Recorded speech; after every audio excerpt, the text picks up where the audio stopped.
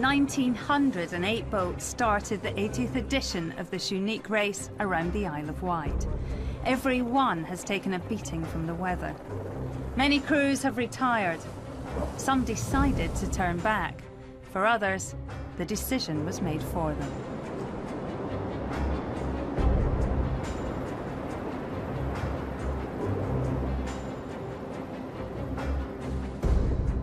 It's been an exciting day out for the family who have won the race 3 times before. I think we're in reasonably good shape. I don't think we're on for a race win here, but I think we have said that before, but I think it's pretty unlikely. So where is Shirley? I'm about 15 miles ahead, and we're flying. Get the weight back when we can here.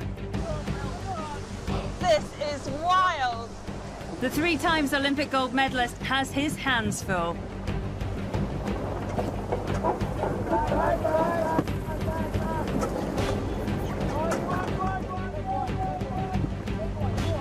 Something has to give. And it does. Our 3rd spinnaker is blown to shreds. With Ben Ainsley pushed this hard, you can only imagine the challenges out here for the less experienced.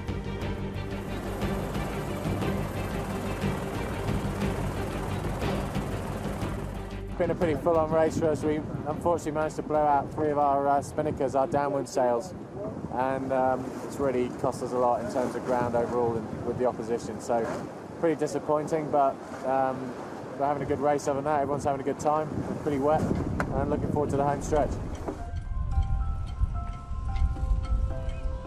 Ellen MacArthur decided to give her young crew an opportunity to experience the conditions for a few hours and then head back to shore. There's more to her day than racing.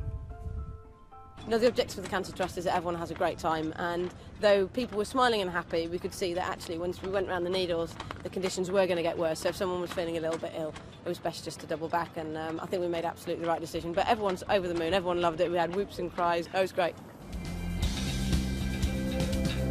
As Ellen and her crew were enjoying their moment on the dockside, the French multi-hull team were having theirs. First home in under 4 hours. Just 43 minutes later, the first monohull completed the 50-mile course. Team Origin. On board with Ben Ainsley, we were on the home straight.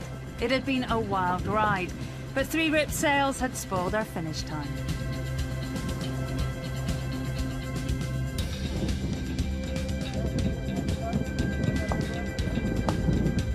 It's been a great day out. It's been an epic day out from the moment we started until the moment we finished.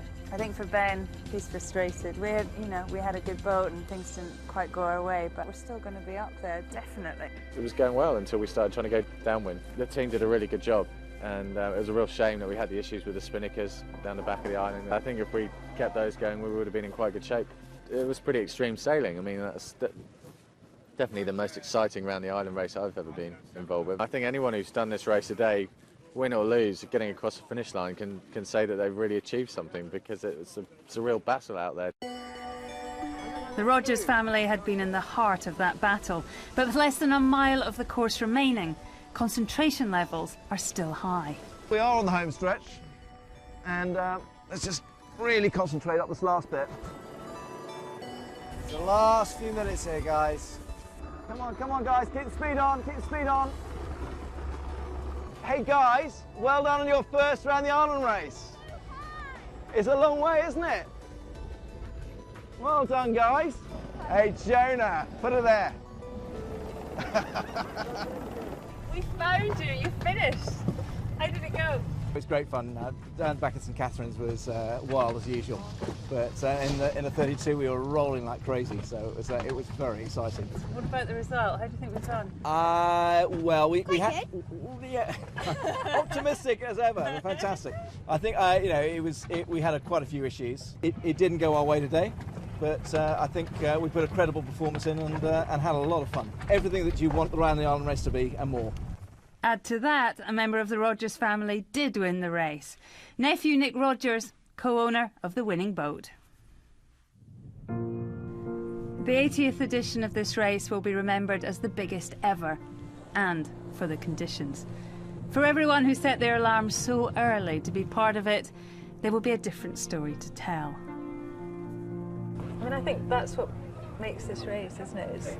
It is those individual stories, and when you go around everybody now, they're beaming. They've been through perhaps hell and back during the day, but they're happy at night. But they're happy. It's fantastic. It's a nice feeling of having completed something, and it was quite interesting. We, turned back 2/3 of the way to Needles, and Hannah was on board, and we got into the harbour, and there was Hannah and Steph, and they were going, "We've won! We're in first!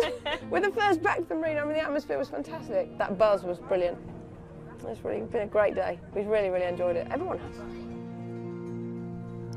I expect that all of the 16,000 people who competed in the 80th edition of the race began the next working week with a spring in their step, just as I imagine they did when it first began all those years ago.